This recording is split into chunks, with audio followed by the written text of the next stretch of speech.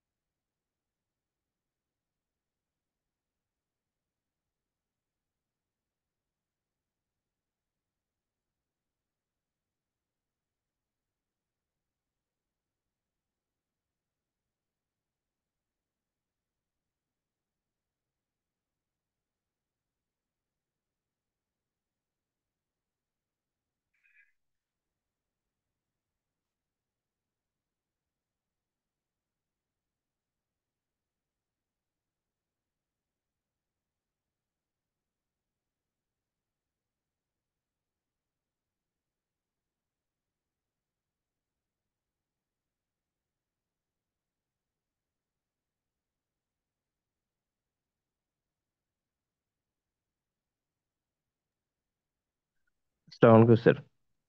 আসলাম। Sir 9টা 35 বাজে, আপনি শুরু করে দিতে পারেন। এমনি টোটাল পার্টিসিপেন্ট কয়জন আপনাদের? স্যার আমাদের 12 জন পার্টিসিপেট আচ্ছা, টোটালি। 5জন মনে হয় আছেন না? স্যার অ্যাকচুয়ালি 3 জন আসছেন। ও, বাকিরা কি আসবে না? ও স্যার, হয়তো পরে জয়েন করতে পারেন। হুম,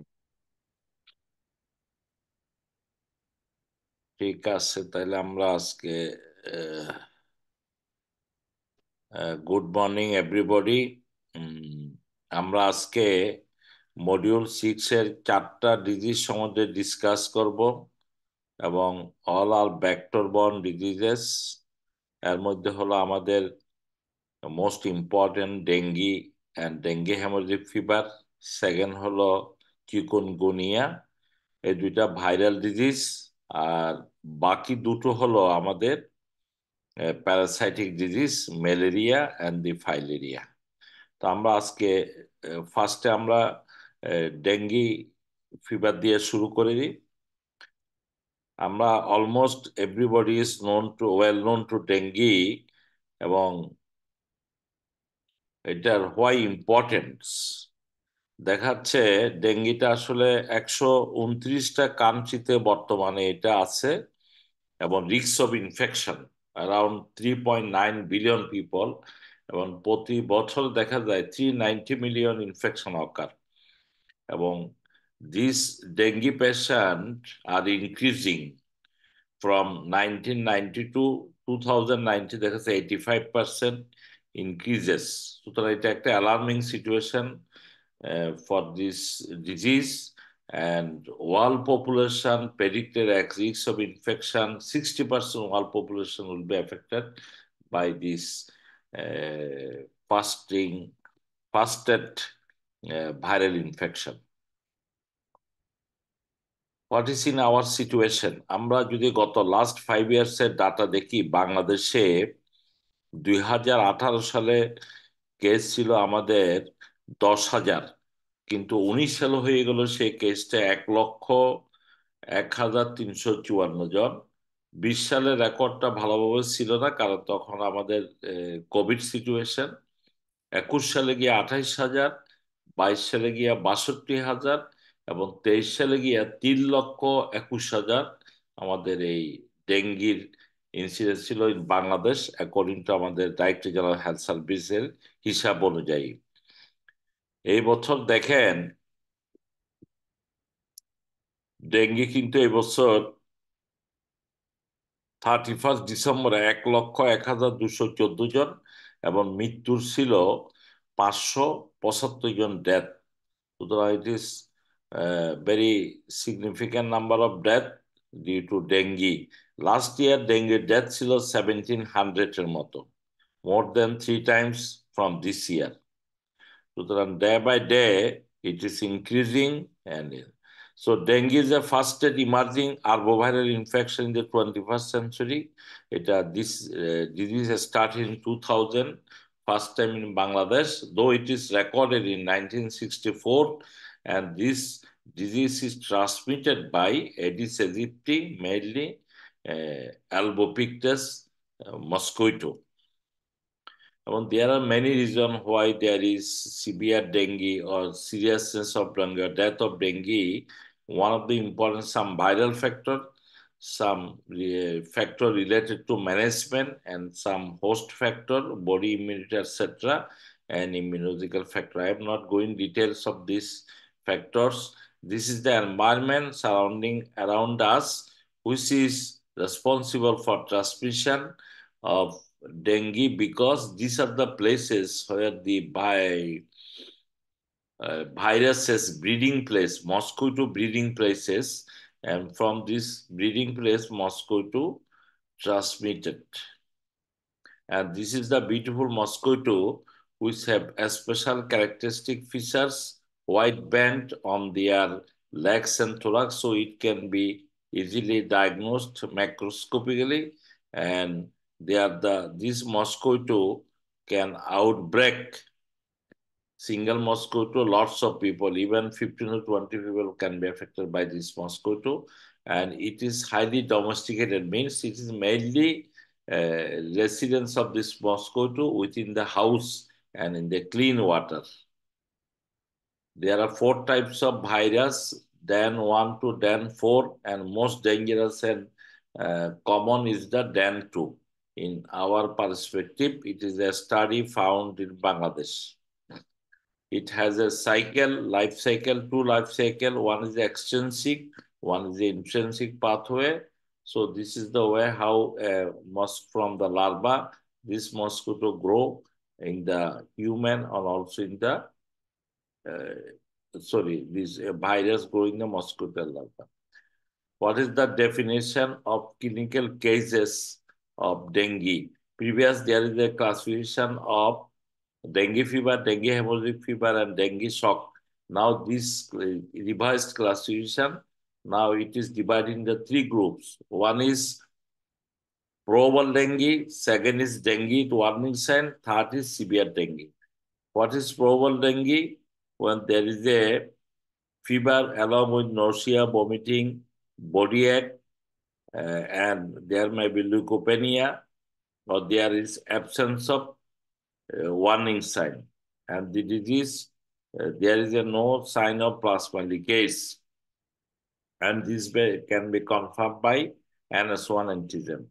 What are the dengue with warning sign when there is abdominal pain, tenderness, vomiting, and also there is accumulation of fluid in the form of ascites or pleural fluid, if there is any bleeding in any form, and also the patient there may be hepatomegaly, and the hematocrit or PC will be increased, and platelet count will be decreased less than 150,000.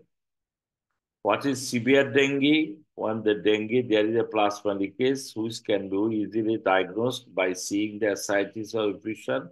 When there is a mass more bleeding, and if there is organ involvement like liver or other organs of the body like lung, heart, or brain, so it is called severe organ involvement. And most common organ is the liver, which we can identify by doing the ALT and ST. So in case of, if you suspect it is severe dengue, you go for a liver function test along with common blood count.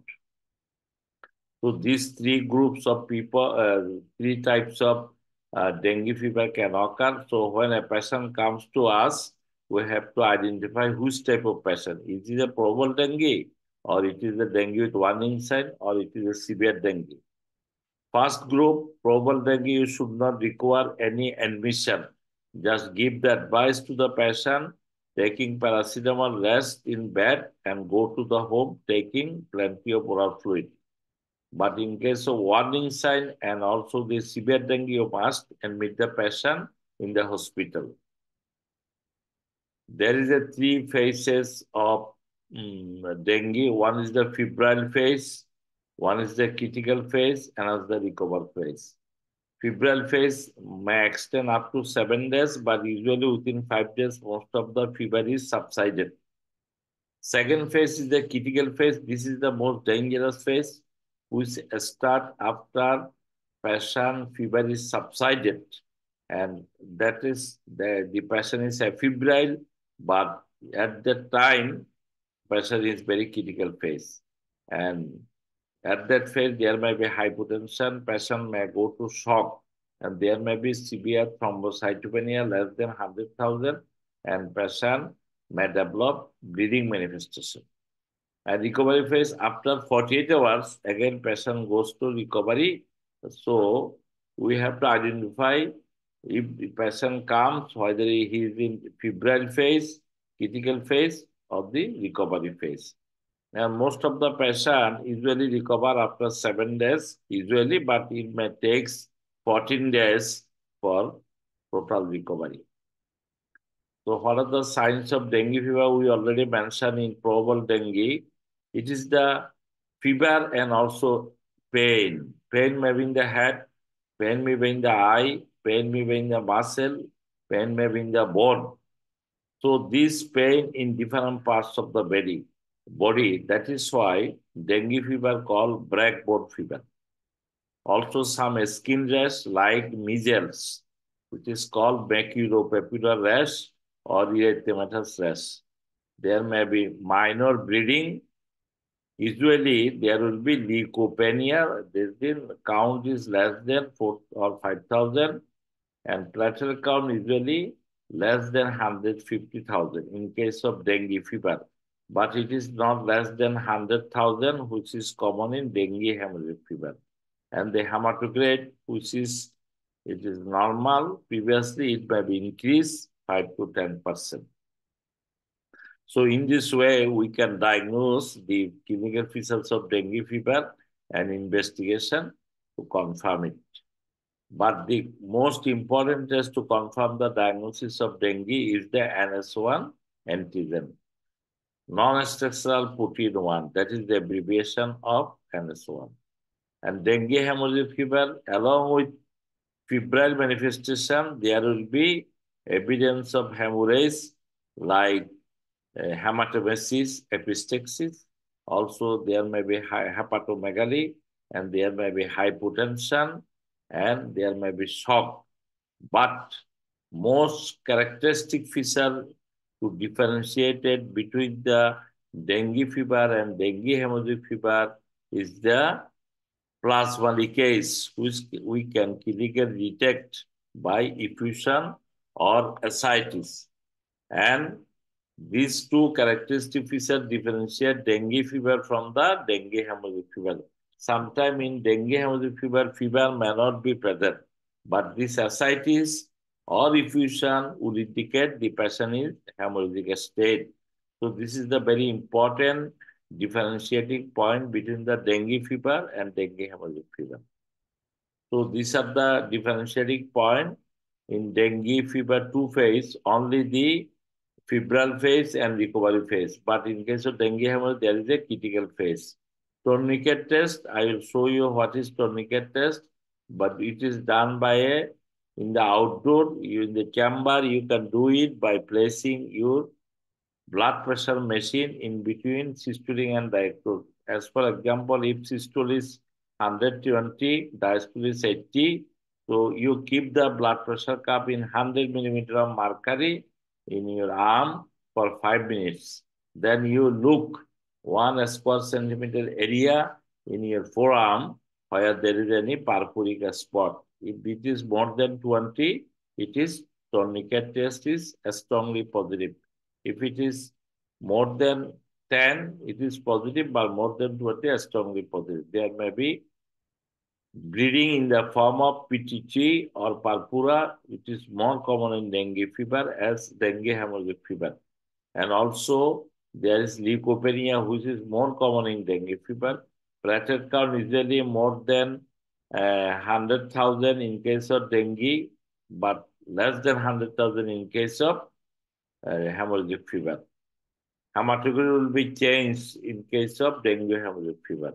There will be liver will be enlarged in dengue hemorrhagic fever. So in this way, you can differentiate whether it is dengue and dengue hemorrhagic fever because whether you are dealing with dengue hemorrhagic fever because it has dangerous critical phase. So it is very important from the very beginning of patient's examination.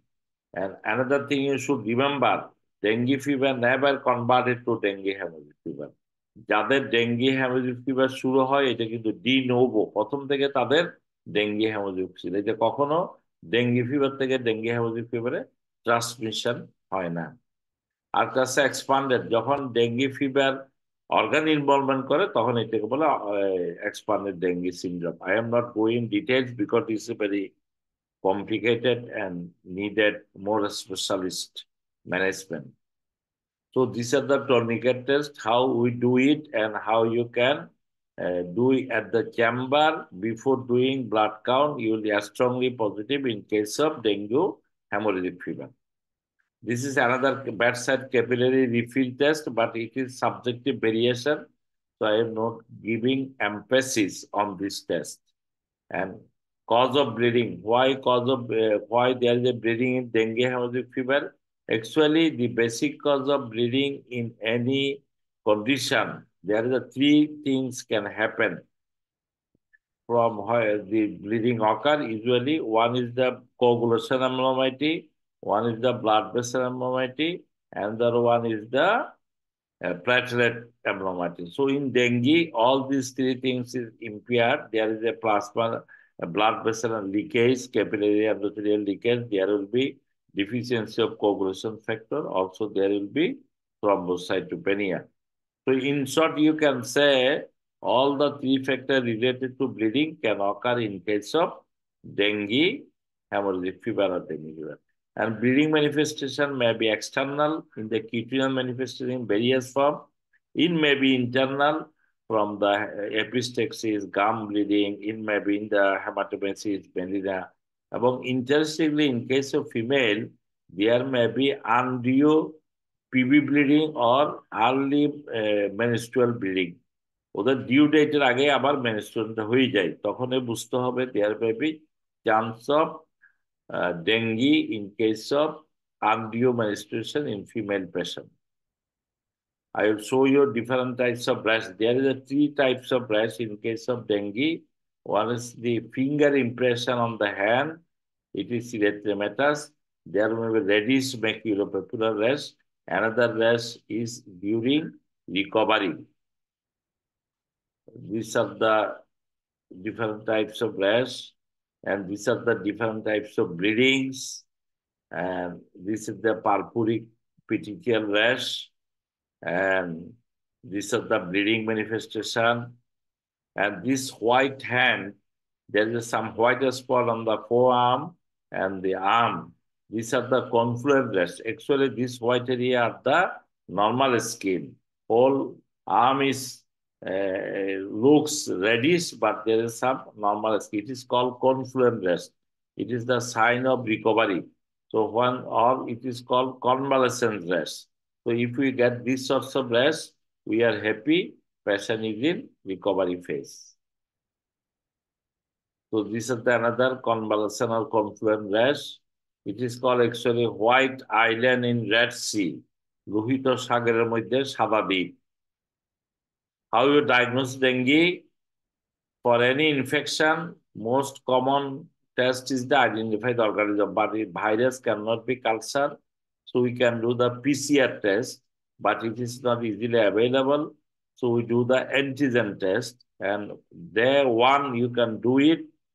There are two methods of antigen test. ELISA is good, most sensitive, but rapid test ICT is less sensitive. Even dengue positive patient, you only get 60 to 70% patient and so on positive due to a specificity of this rapid test.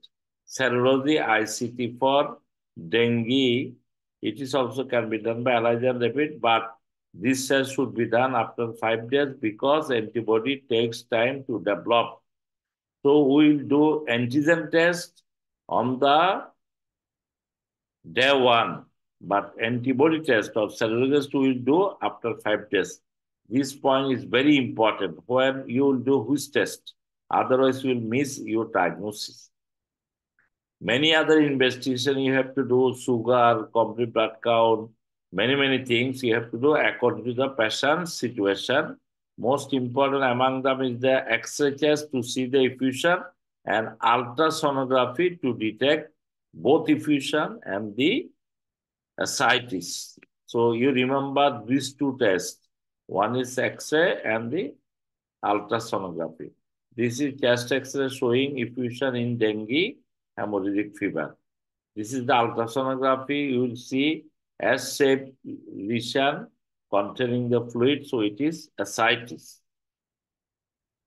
And this picture or image show all the things happen in the dengue. What you'll see in the day of illness, febrile 3 days, then critical phase 4 or 5 days, and recovery phase from 6 or 7 days. There may be variation of days, it is not fixed, but this is the way how we can say. In case of temperature will be present in febrile phase, critical phase no temperature, recovery no temperature. In case of febrile phase, there will be dehydration. In case of critical phase, shock bleeding. In case of recovery phase, there is a reabsorption of fluid. And there may be laboratory finding, hematocrit will be increased in case of critical phase. And platelet count will be decreased in case of critical phase. But again, it will be goes up. Viremia or antigen is positive in case of febrile phase, but critical phase, you will get the ICT for dengue will be positive. So in this way, you can whole scenario can be inference or interpret from this uh, test, sorry, from this image.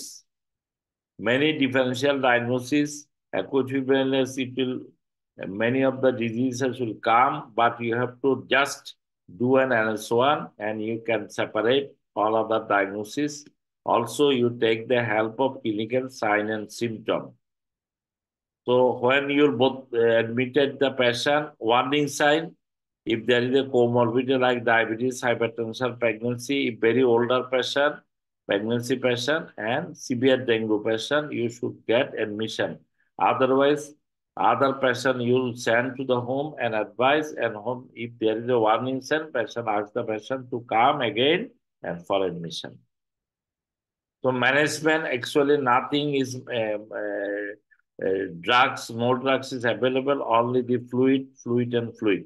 In in case of oral form, you will take in probable dengue, but when there is a warning sign or severe dengue, there will be IV fluid. Which type of fluid you will give? Only the crystalloid. No dextrose water should be given because dextrose water further dilution and cellular edema will be developed. Hypotonic solution you should not give. Always give normal saline or dextrose saline or ringer lactate saline or Husband saline. All these saline you can use for treatment. Colloid sometimes when there is hypotension, you can use dextran bolus for quick recovery of the pressure or normalize the pressure. It can given 2 to 3 shots when there is a hypotension. You can also give albumin, plasma, and others. So how you give fluid? One protocol is on the basis of hematocrit. If hematocrit is less than 20, you can start fluid 1.5. If hematocrit is 2 to 25, you will start with 3 ml. And is hematocrit more than 25%, then you start 7. This is the one guideline how to start fluid level or fluid drop for treatment of dengue hemorrhagic fever.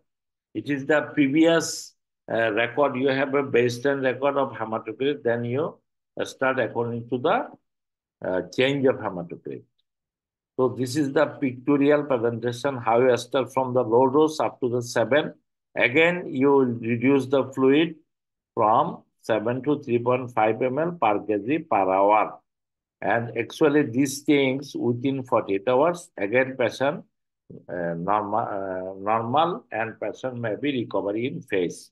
So it is the only 48 hours you give the IV fluid. Dengue shock, it is the shock due to dengue shock. We know that what is the signs of shock? Tachycardia, pulse, rapid steady pulse, there will be hypotension, there may be cold coming skin, etc. So you will get in this condition, you start, we call it dengue shock syndrome. In dengue shock syndrome, you give more fluid, higher fluid, 10 ml per kg per hour. That is, if 50 kg patient come, we will give 500 ml of fluid per hour to elevate the blood pressure to recovery from the shock. Then gradually you reduce the dose of fluid. This is the way. So when there is no shock, you gradually increase. When there is a shock, you give more and more fluid. There is a no blood transfusion indicated except if there is a significant bleeding, hematemesis, melena, etc. Otherwise, not. Signs of recovery when the pressure is good, pulse, blood pressure, everything is good, temperature normal, appetite is normal, output is good. We should say the patient is recovered and we should discharge the patient. So how you prevent this dengue fever? By giving prevention of mosquito breeding. We have shown the environment where the mosquito breeding places, so we have to prevent this. But also, second is personal protective measure. Third is community engagement. All the people of the surrounding area should involve for destruction of these breeding places. And surveillance of the dengue virus and mosquito virus and vaccination. Now, this is the mosquito repellent we can use in our body for attack of mosquito and prevention of mosquito attack or bite. We can also use the best is the mosquito net daytime and night time. Also, we have to wear full sleeve clothes. And the vaccine, like other infectious disease, you can use vaccine. So there are live attenuated vaccine. It is used usually above 9 years. There are 3 doses, 0.5 ml at the interval of 6 months. So we have to give every 6 months 3 doses and subcutaneous. And this vaccine should be given those who suffered from once the dengue infection, because it will prevent the severity of infection if there is a second time. dengue fever, because we know that there are four types of virus. So a patient can suffer from four times from dengue fever. So first time dengue must be occur. Otherwise, if you gave fresh without dengue infection, this when the virus attack, there will be antibody antigen reaction and there will be more severe form of dengue. That is why the dengue vaccine is not advocated in fresh cases or fresh people, those who have not suffered from dengue infection previously. So these are the our awareness program for the general people, how we can prevent dengue infection and breeding places of mosquito. So I think this is all about dengue and dengue hemorrhagic fever. আপনারা কেউ কোনো প্রশ্ন করতে চান কিনা? প্রশ্ন করলে আমরা এখানে করে ফেলেন, আমরা পরবর্তী টপিকসে চলে যাব। আসসালামু আলাইকুম স্যার। ওয়ালাইকুম সালাম। স্যার, একটা জিনিস আমরা প্রায় ওই ফেস করি যে স্যার, রোগী হিস্ট্রি দেয় যে জ্বর হয়েছে 3 বা 4 দিন। তো স্যার হুম তখন আমরা স্যার টেস্ট করার জন্য ওই এন্টিজেন অ্যান্টিবডি দুটোই দিয়ে দিই স্যার। এটা হুম। কি স্যার, মানে এইটা কি দেওয়াটা কি ঠিক না কিনা? না, কারণ স্যার আপনি অ্যান্টিজেন টেস্টের লেভেল থাকে 5 দিন পর্যন্ত। 5 দিনের পর থেকে কিন্তু অ্যান্টিজেন লেভেল আস্তে আস্তে কমে যায়। এই সময় যদি আপনি 7 দিনে অ্যান্টিজেন করেন, আপনি অ্যান্টিজেন লেভেল নেগেটিভ আসবে। কিন্তু আপনি একেবারে প্রথম দিনে করে ফেলবেন যাতে আপনি দ্রুত ডায়াগনোসিস করতে পারেন। আর অ্যান্টিবডির সাধারণত 5 দিনের আগে করলে সাধারণত পাওয়া যায় না। তবে কথা আছে, কারো যদি আগে সেকেন্ডারি ডেঙ্গু থাকে তাহলে কিন্তু আর্লি পাওয়া যেতে পারে। কথা বুঝতে পারছেন? ইউজুয়ালি। আগে যদি একবার ডেঙ্গি হয়ে থাকে। হ্যাঁ হ্যাঁ, ওদের তো অ্যান্টিবডি রাইজ থাকে, সুতরাং জি স্যার। সাথে সাথে ওরা আইজিজি পজিটিভ হয়। আরেকটা ব্যাপার হলো আপনি কোন পদ্ধতিতে টেস্টটা করতেছেন। আমাদের এখানে যে সস্তা 200-300 টাকা যে টেস্টটা করে, সেটা হলো জি স্যার। আইসিটি। এই আইসিটি কিন্তু আমরা দেখা গেছে কয়েকদিন আগেও একটা পাবলিকেশন হয়েছে বাংলাদেশের রুগীদের নিয়ে। 100 জন রুগী যদি ডেঙ্গু থাকে, আপনি যদি আইসিটিতে NS1 করেন, দেখবেন যে 60 জনের পজিটিভ আছে, 40 জন মিস। এই জন্য আপনি এই টেস্টের উপর ভরসা করে সবসময় যে চিকিৎসা দেবেন তাও হবে না, ডায়াগনোসিস করবেন। আপনাকে অবশ্যই ক্লিনিক্যাল জাজমেন্ট করতে হবে ইন্ডিভিজুয়ালি। আমার কথাটা বুঝতে পারছেন? জি জি স্যার, জি স্যার, বুঝতে হ্যাঁ, পারছি। আর্লি অ্যান্টিজেন, 5 দিন পরে গিয়ে অ্যান্টিবডি। আচ্ছা, তাহলে স্যার মানে 4 দিনের মাথায় রোগী হিস্ট্রি, 4 দিনের হিস্ট্রি দিলে তার জন্য এন্টিজেনই যথেষ্ট স্যার? অ্যান্টিজেনে যথেষ্ট, তবে এটা আপনাকে একটু হিস্ট্রিটা নিতে হবে। যদি হিস্ট্রি। দেখেন অ্যান্টিজেন পজিটিভ হয় নাই, তখন জি আপনি স্যার। অ্যান্টিবডিটা করান। যদি আচ্ছা। পেশেন্টের ফাইন্যান্সিয়াল বেশি কস্ট করাইতে না চান আর কি, তখন একটু বর্ডার লাইন হয়ে যায়। জি স্যার। ঠিক আছে। জি স্যার, থ্যাংক ইউ স্যার। আর কারো কোনো প্রশ্ন? কারণ ডেঙ্গু সম্বন্ধে আমাদের ভালো আইডিয়া থাকতে হবে। এটা আমাদের দেশে কমন একটা ডিজিজ। দেখেন এই বছর 1 লক্ষ ডেঙ্গু রোগ আক্রান্ত, গত বছর 3 লক্ষ ছিল। এবং আমাদের দায়িত্ব হলো আর্লি রোগীটাকে ডায়াগনোসিস করা। এটা আমাদের খুবই ইম্পর্টেন্ট জিনিস। লেট ডায়াগনোসিস করার জন্য রোগীগুলি মারা যাচ্ছে, অথবা নট ডায়াগনোসিস, রুগীরা আসতেছে না ঠিক মতো। আমরা যখন আসে, যখন শকে চলে যায়, তখন কিন্তু মৃত্যু হয় ডেঙ্গি। ঠিক আছে, আমরা কি পরবর্তী ইয়েতে চলে যাব? স্যার ওই ডেঙ্গুতে স্যার প্রথম দিকে আমরা ওই প্রতিদিন কি ওর স্যালাইন খাইতে দেবো যদি হ্যাঁ হ্যাঁ, ডেঙ্গু? আপনি ডেঙ্গুতে একটা জিনিস মনে রাখবেন, there is no nothing else, it is a viral disease. আপনি যখন প্রথম থেকে আপনি রুগীকে ওই দেখাইছে আমি গ্রাফের মধ্যে, প্রথম থেকে যদি ডিহাইড্রেশন থাকে, নৌসিয়া বমি থাকে, আপনি যতক্ষণ পর্যন্ত মুখে খেতে পারবে তখন ওরাল স্যালাইনে দিবেন। ফ্রুট জুস দিতে পারেন, ডাব ওয়াটার দিতে পারেন।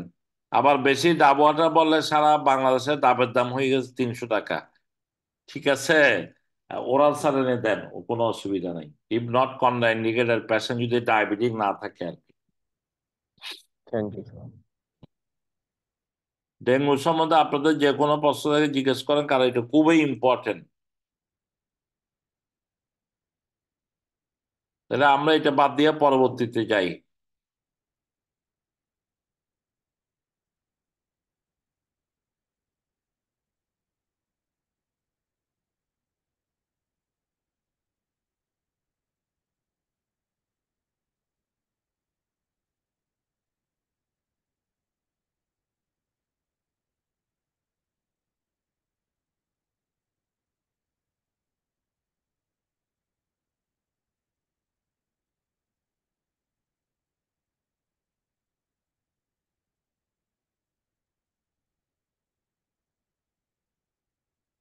আমরা এখন যেটা ডিসকাস করব,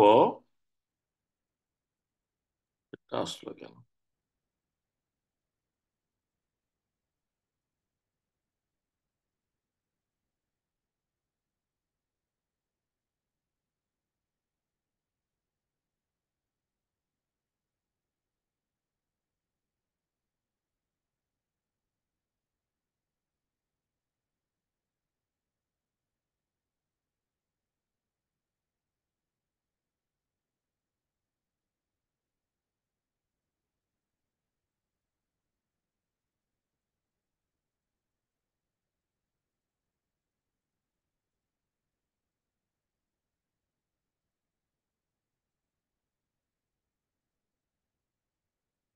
এটা দেখা যাচ্ছে স্লাইডটা?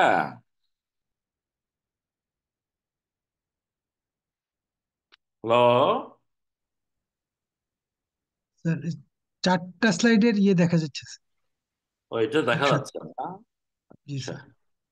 এটা মনে হয় আগেরটা ক্লোজ করতে হবে।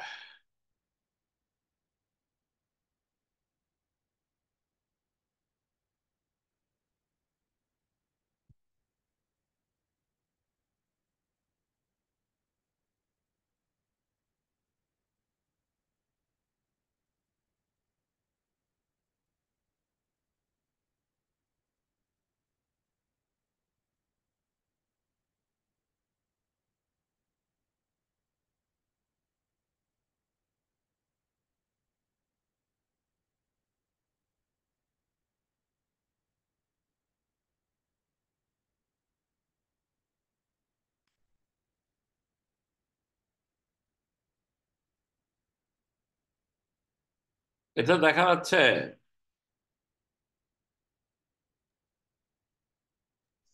না স্যার, দেখা যাচ্ছে না। এটা দেখা যাচ্ছে না না?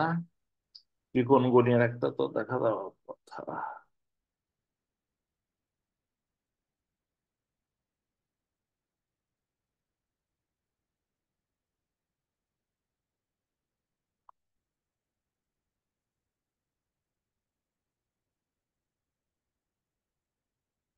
আমি এটা বন্ধ করে আবার শুরু করি।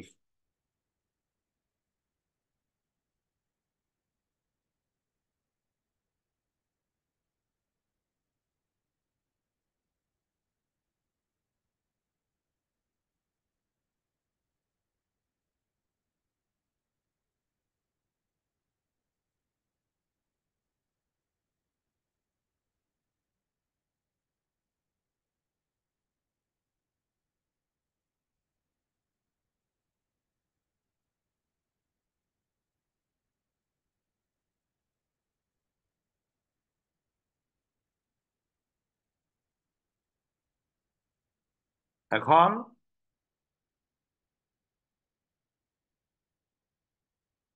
এখন দেখা যায়? স্যার, 4টা ছবি দেখা যায় স্যার। ওই আগেরটাই দেখা যাচ্ছে না? জি স্যার। কেন দেখা যাচ্ছে? এটাই দেখা যাচ্ছে, এই চারটা? জি স্যার, 4টা দেখা যাচ্ছে।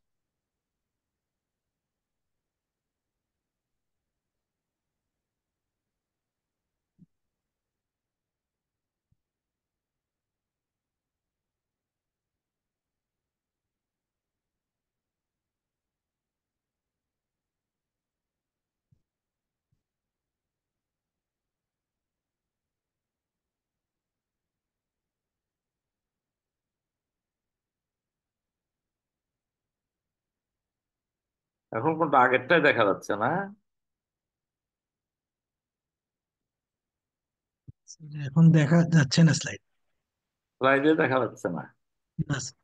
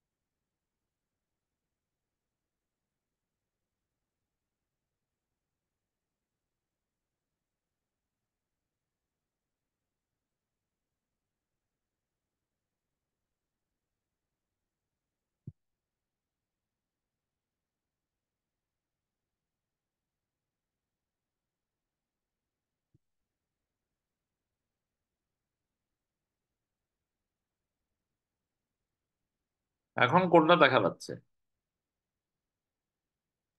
আগের 4টে ছবি স্যার। ওই চারটাই দেখা যাচ্ছে না? জি স্যার। টেকনিক্যাল কি সমস্যা হলো?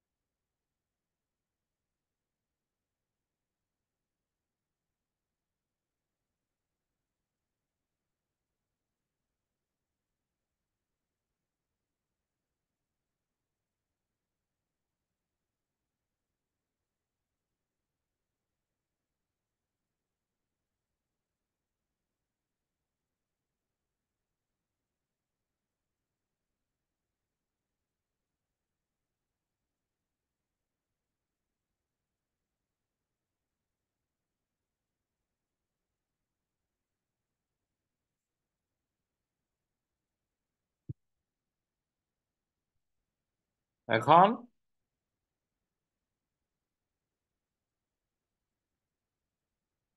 এখন কি অবস্থা? জি স্যার, এখন দেখা যাচ্ছে আচ্ছা, সরি ফর টেকনিক্যাল প্রবলেম। আমরা পরবর্তী ডেঙ্গির মতো একটা ডিজিজ আছে যেটাকে আমরা চিকুনগুনিয়া বলি। দুইটারে সেম ধরনের সমস্যা হয়, তবে এটাতে একটা সুবিধা হলো এই এই ডিজিজটাতে বেশি থ্রম্বোসাইটোপেনিয়া হয় না। এটাতে মৃত্যুর চান্স কম, কারণ এটাতে বেশি হয় আসলে জয়েন্ট পেইন। এই জন্য আমরা এখানে একটা জয়েন্টের পিকচার দেখিয়েছি। দেখি এটাও একটা vector disease, mosquito borne disease, viral disease. এটাতে কোমরবিডিটি হয় কিন্তু মর্টালিটি ভেরি রেয়ার।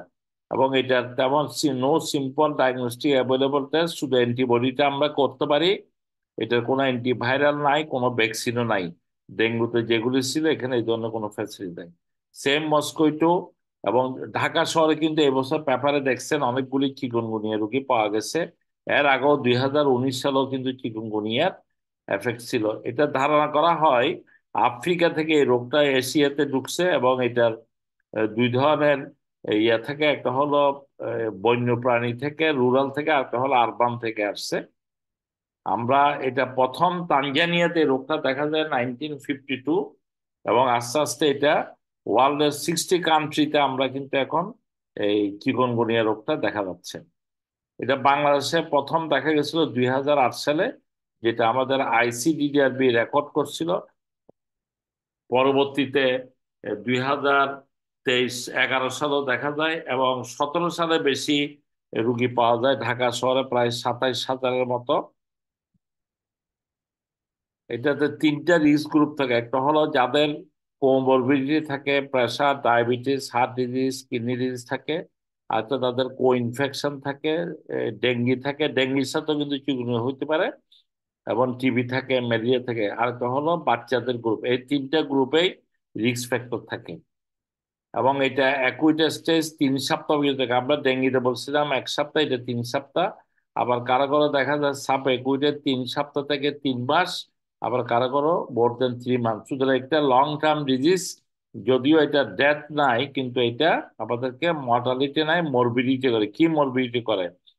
এটা সাধারণত জয়েন্ট পেইন করে। এই জন্য চিকুনগুনিয়া তিনটা গ্রুপে দেখি আমরা। কমন হলো জ্বর, আর্থ্রালজিয়া, আর্থ্রাইটিস, ব্যাকএক, হেডেক, র্যাশ। ডেঙ্গির মতো সেম ব্যাকটেরিওপেপের র্যাশ হয়। কোনো কোনো সময় একটু ওরাল আলসার হইতে পারে, স্কিনে ডার্মাটাইটিস হইতে পারে। আর খুব রিয়ারলি বাচ্চাদের ক্ষেত্রে দেখা যায় কিছু মেনিনজাইটিসের মতো, তারপরে ডায়রিয়ার মতো ফিচার দেখা যায়, ফটোফোবিয়া দেখা যায়। এটা কিন্তু কমনলি ইন চিলড্রেন। কমনলি শুধু আমাদের ফিভার, র্যাশ, এই জন্য এটা একেবারে হুবহু ডেঙ্গির মতোই দেখতে। আরো কিছু অ্যাটিপিক্যাল মেনিনজাইটিস, মেনিনজাইটিস, এগুলো খুব বেশি ভেরি ভেরি রিয়ার। চোখের মধ্যে অপটিক নিউরাইটিস, কার্ডিওভাস্কুলার মায়োকার্ডাইটিসও দেখা দিতে পারে। ডার্মাটোলজি যেটা আমরা বললাম, আমরা কিছু ছবি দেখাবো যেভাবে ওই ডার্মাটাইটিস হয়। কিডনিতেও হতে পারে, মোটামুটি অনেকগুলি সিস্টেম এফেক্ট করতে পারে, যদিও এগুলি ভেরি ভেরি রিয়ার। আর মডারেট যেটা হয়, mild to high grade persistent fever হয়। আর্থ্রাইটিস হয়, মায়ালজিয়া হয়, লো ব্লাড প্রেশার থাকতে পারে, মাইনর ব্লিডিং হয়, ডেঙ্গির মতো রেট্রোঅরবিটাল পেইন হয় এবং অলিগুরিয়া হয়। আর সিভিয়ার হলে হাই গ্রেড ফিভার হয়, আর সিভিয়ার আর্থ্রাইটিস হইতে পারে একেবারে, আর পেশেন্ট অজ্ঞান হয়ে যেতে পারে এবং ব্লিডিংও হইতে পারে, আর বমির জন্য শক হয়। এটাতে কিন্তু ডাইরেক্টলি হাইপোটেনশন হয় না, সুতরাং এটা একটা ভালো, এই জন্য এখানে মৃত্যুও নাই। এটা ডেঙ্গির সাথে আমাদের কনফিউশন হতে পারে, একটা রিয়েক্টিভ আর্থ্রাইটিস হতে পারে। বাচ্চাদের ক্ষেত্রে জিআইএ বলি আমরা, রিকেটসিয়াল ফিভার, রিউমেটিক ফিভার, যে সমস্ত ফিভারে জয়েন্ট পেইন হয় সেটার সাথে কনফিউশন হইতে পারে। আর দিস আর দা র্যাশ, এবং এটা দেখা যায় জয়েন্টের একই ডেঙ্গু চিকুনগুনিয়া ফিভারের rash, fever with rash and joint pain. এরকম রুগীটা বাঁকা হইয়া আসে, ব্যান্ডিং, এই জন্য চিকনগুনিয়া এটা একটা তানজানিয়ান শব্দ, এটা এটা বলা হয় ব্যান্ডুইক, মানে রুগীটা একদম মেরুদণ্ড বাঁকা হয়ে যায়, ব্যথায় কুঁকড়ে যায়।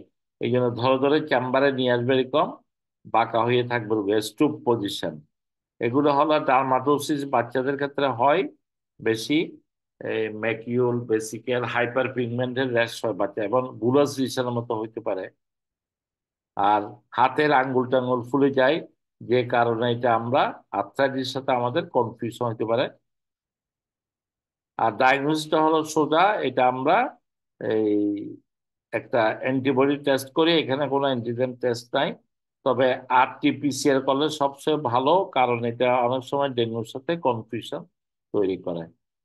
এটা তো লিকোপেনিয়া, থ্রম্বোসাইটোপেনিয়া হয়, কিন্তু থ্রম্বোসাইটোপেনিয়া অত বেশি মাইল্ড থ্রম্বোসাইটোপেনিয়া হয়, সিভিয়ার হয় না, ডেঙ্গুর মতো 10,000 5,000 থ্রম্বোসাইটোপেনিয়া হয় না। আর আমাদের অন্যান্য কনিক স্টেজে গেলে আমাদেরকে ওই আর্থ্রাইটিসের প্যানেলগুলি দেখতে হবে, এটা রিউমাটয়েড আর্থ্রাইটিস কিনা, এটা জিআইএ কিনা, বা অন্য কোনো আর্থ্রাইটিস আছে কিনা। এবং কমপ্লিকেশন হলে অ্যাকর্ডিং টু কমপ্লিকেশনের সাইট অনুসারে আমাদেরকে পরীক্ষা করতে হবে, সিটি এমআরআই যা যা লাগে। ম্যানেজমেন্ট কিছুই নাই, আমরা সিমটোমেটিক, এখানে প্যারাসিটামল এবং রেস্ট এগুলি দিব, সিমটোমেটিক ট্রিটমেন্ট। কিন্তু কোনো কোনো ক্ষেত্রে এখানে স্টেরয়েড দিতে হয়, বিশেষ করে কোনো কমপ্লিকেটেড চিকুনগুনিয়া, যেমন ব্রেন ইনভলভমেন্ট করলে, আই ইনভলভমেন্ট করলে, এগুলিতে নিউরোপ্যাথি করলে তখন আমরা স্টেরয়েড দিয়ে থাকি। আর অ্যাকুইট স্টেজে ম্যানেজমেন্ট তো প্যারাসিটামল বললাম, আর কিছু না। বেশি ব্যথা হলে ট্রামাডল দিতে পারেন। নিউরোপ্যাথিক পেইন হলে আপনি এমিডিপ্রিন, গাবাপেন্টিন এগুলো দিতে পারেন। ইউজুয়ালি কোনো ধরনের অ্যানেসেড, অ্যাসপিরিন এবং স্টেরয়েড দেওয়া হয় না অ্যাকুইট স্টেজে। আর সাব অ্যাকুইট স্টেজে তখন একটু পেইন বেশি থাকে, 3 সপ্তাহ পার হয়ে গেলে ব্যথা থাকলে তখন আপনি হয়তো অ্যানেসেড আপনাকে দেওয়া লাগবে, এবং প্রেডনিসোলনও দেওয়া লাগতে পারে। মানে অ্যাকুইট স্টেজে দিবেন না, 3 সপ্তাহ পরে যদি থাকে, চিকুনগুনিয়া কনফার্ম থাকে, অনেক সময় রুগীরা আসে, তখন আপনি তাকে সিম্পল অ্যানালজেসিক অথবা প্লাস মাইনাস স্টেরয়েড দিবেন according to severity of the patient. আর লোকালি ইনজেকশন, ফিজিওথেরাপি, এখানে কোনো ডিএমআরটি দেওয়া হয় না, যেমন আমরা রিউমাটয়েড আর্থ্রাইটিসে মিথোট্রেক্সাইড ছাড়া দিন এগুলো দেওয়া হবে না।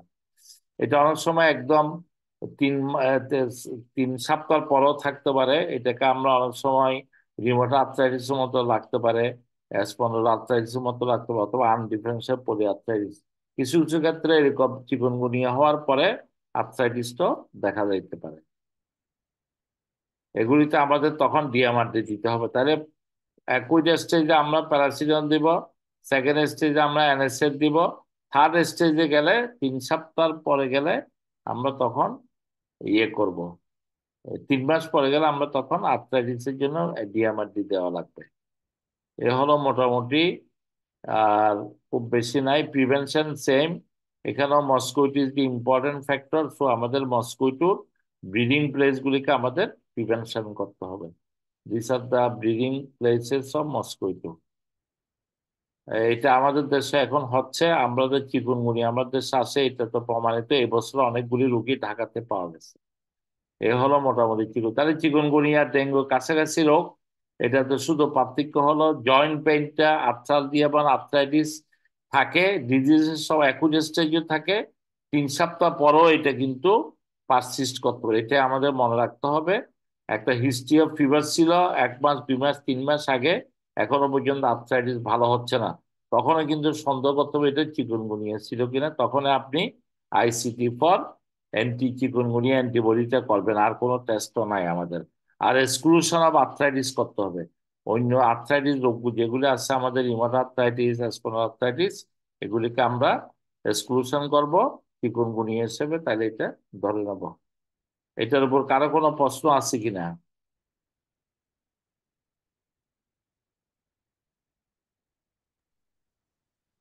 না স্যার থাকলে চিকুন আমরা স্যার পরবর্তী। চিকুনগুনিয়া রোগী কি স্যার পরবর্তীতে লং টার্ম স্যার আর্থ্রাইটিসে ভুগতে পারে স্যার? হ্যাঁ, কিছু কিছু ক্ষেত্রে লিটারেচারে বলে যে এখন কিছু কিছু ক্ষেত্রে দেখা যায় ওরা রিউমাটয়েড আর্থ্রাইটিসের মতো ফিচার হইতে পারে। অনেকের স্পন্ডাল আর্থ্রাইটিস, ওই যে যেটা ছেলেদের হয় ব্যাক পেন নিয়ে এরকম থাকে অনেকের, তখনই এটা কি আমাদেরকে ডিএমআর দিয়ে দিতে হবে আর কি, মিথোডেক্স সালফাসালাজিন এই ধরনের ডিজিজ রাখি। ভেরি ফিউ কেসেস হইতে পারে। থ্যাংক এটার সম্বন্ধে খুব বেশি আমাদের ইয়ে নাই, শুধু জানেন যে এই রোগটা আর্থ্রাইটিসে এটার মেন প্রিডমিনেন্ট ফিচার, এবং অ্যাকুরেসিতে এমনি ভালো হয়ে যায়, খুব বেশি কিছু করা লাগে না। তবে ডেঙ্গুর থেকে এক্সক্লুড করতে হবে এই কারণে, ডেঙ্গুতে একটা মর্টালিটি হওয়ার সুযোগ আছে, থ্রম্বোসাইটোপেনিয়া হওয়ার সুযোগ আছে, রোগীর শকে যাওয়ার সুযোগ আছে। এগুলি ডেঙ্গুর কমপ্লিকেশন, মোর ডেঞ্জারাস বা লাইফ থ্রেটেনিং। এখানে কোনো লাইফ থ্রেটেনিং কিছু নাই, মর্টালিটি নাই বললেই চলে, কিন্তু মরবিডিটি আছে, এটা আমাদের মনে রাখতে হবে। তাহলে আমরা আমাদের আসল ম্যালেরিয়া এবং ইয়াতে চলে যাই তাইলে, আমাদের ডেঙ্গিতে। এই ডেঙ্গি বলতেছে আমরা ফাইলেরিয়া, দুইটা আদার প্যারাসাইট ডিজিজ রয়ে গেছে আমাদের, ওইটার প্রতি আমরা ডিসকাস করি।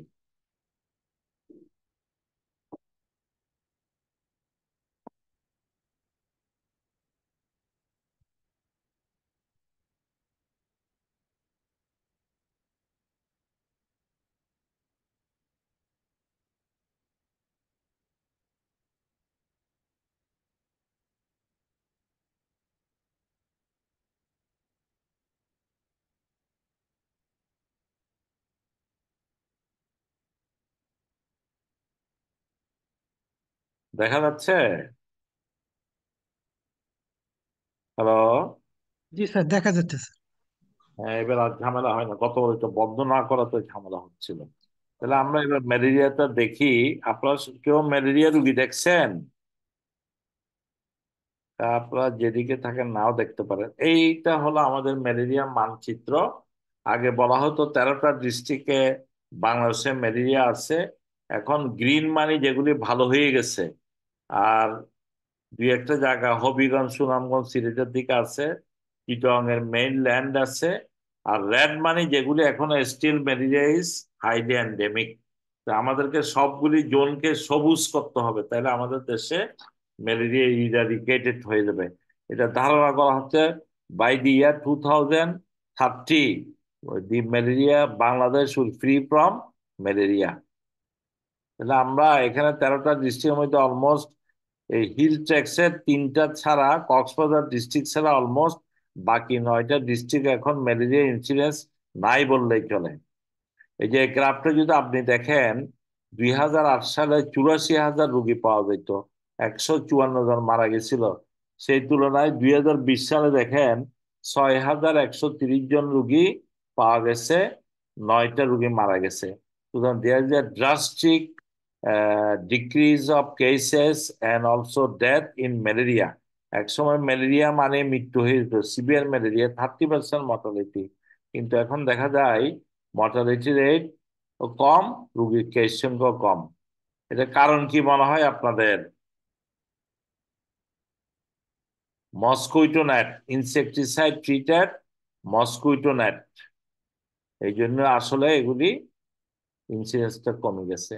তাহলে ম্যালেরিয়া যে infection disease caused by parasite plasmodia, এবং 5টা স্পিসিস আছে ফেলসিপারম, যেটা সবচেয়ে ডেঞ্জারাস এবং এটার জন্য মৃত্যুর কারণ হয়, ভাইবেক্স, ওবেলি, মেরেরি, আর আরেকটা আছে নোলেসি। নোলেসিটাও এটা জুনোটিক ম্যালেরিয়া ডিজিজ, এটা ব্যাংকক মায়ানমারের দিকে ওদিকে পাওয়া গেছে, এটাও কিন্তু আছে। আমাদের দেশে ফেলসিপারম, ভাইবেক্স, তবে দুই একটা ওবেলি কেসও আমাদের দেশে রিপোর্ট আছে। এটা আমরা জানি ম্যালেরিয়া একটা সাইকেল, ওই ডেঙ্গির মতো একটা হিউম্যানের সাইকেল, একটা মস্কুইটো সাইকেল আছে। আমরা অত ডিটেলসে যাব না। এটার বিভিন্ন ভাইব্রেশন, ওভেরির ইনকিউবেশন পিরিয়ড আছে আমাদের, আর লাইফ সাইকেল আছে, কতদিনের কমপ্লিট হয়, প্রায় অলমোস্ট 1 মাস পর্যন্ত ওদের লাইফ সাইকেল কমপ্লিটের সময় লাগে। আমাদের শরীরে এই ম্যালেরিয়া মস্কুটো বাইট থেকে যখন জীবাণুটা ঢুকে তখন প্রথমে এটা লিভারে যায়। লিভার থেকে আস্তে আস্তে এটা এখান থেকে ম্যারোজয়েড তৈরি হয়। ওই ম্যারোজয়েড গুলি তখন আরবিসি তে গিয়া, আরবিসির ভিতরে আরেকটা সাইকেল থাকে। তাহলে ম্যালেরিয়া হিউম্যানের দুইটা সাইকেল, একটা হলো এক্সুরেট্রোসাইটিক সাইকেল উইথিন দ্য লিভার, আর হলো ইরেথ্রোসাইটিক সাইকেল যেটা উইথিন দ্য আরবিসি। আরবিসি যে কোনো সেলের ভিতর পলিফারেশন হয়, একসময় আরবিসিটা আসলে বাস্ট হয়ে যায়, এত সেল তো একুমুলেট করতে পারে না। তখনই কিন্তু লিবারেশন হলে তখন আমাদের জ্বর আসে এবং অ্যানিমিয়া হয়ে যায়, জন্য যেহেতু আরবিসি গুলি ব্রেকডাউন হয়ে যায়। তাহলে আমাদের ম্যালেরিয়াকে 3 রকম ভাবে ভাগ করা হয়েছে ক্লিনিক্যালি। একটা হলো আনকমপ্লিকেটেড ম্যালেরিয়া, একটা হলো সিভিয়ার ম্যালেরিয়া, আর একটা হলো ভাইব্রেক্স ম্যালেরিয়া। আসলে আনকমপ্লিকেটেড ম্যালেরিয়া মানে এটা সিভিয়ার প্লাজমোডিয়াম ফেলসিপারাম ভাইব্রেক্স দুইটা আনকমপ্লিকেটেড হতে পারে। তাহলে ভাইব্রেক্স ম্যালেরিয়া ক্লাসিফিকেশন কি? ভাইব্রেক্স ম্যালেরিয়া হলো যেটা আশ্চর্যজনকের মধ্যে জ্বর থাকে, ফিচার্স, ক্লিনিক্যাল ফিচার্স, কোনো আদার জ্বরের লক্ষণ নাই, টাইফয়েড না, ইউটিআই না, নিউমোনিয়া না, এবং কোন এলাকাতে হচ্ছে এটা একটা সাসপিশন। হিল ট্যাক্স থেকে একটা রুগী আসলে, কেউ মনে করেন ঢাকা থেকে হিল ট্যাক্সে বেড়াতে গেছে, আসার পর তার জ্বর হচ্ছে, তখন আমাদের হাই ইন্ডেক্স অফ সাসপিশন থাকতে হবে। এবং এটি ইজি ডায়াগনোসিস। আপনি 2 ধরনের পদ্ধতি আছে, আইসিটি দিয়েও ডায়াগনোসিস করতে পারেন, অথবা সরাসরি ম্যালেরিয়ার স্লাইড এক্সামিনেশন করো আমরা বাইর করতে পারি। ম্যালেরিয়া ভাইব্রেক্স অর্গানিজম তো সরাসরি আমরা দেখা দিতে পারে, কিন্তু অন্য জায়গায় ডেঙ্গিতে আমরা কিন্তু ভাইরাসটা দেখতে পাচ্ছি না। এখানে কিন্তু ম্যালেরিয়া অর্গানিজম, ট্রপোজয়েড, ম্যারোজয়েড, এগুলো মাইক্রোস্কোপ নিচে দেখা যায়। আর আনকমপ্লিকেটেড ম্যালেরিয়া এটা হলো ফেলসিফরাম, তার 2 ভাগে ভাগ করছি আমরা, একটা হলো আনকমপ্লিকেটেড আর একটা হলো কমপ্লিকেটেড। আর mostly plasmodium vivax is always uncomplicated because ওর কোনো ডেঞ্জারাস কমপ্লিকেশন হয় না।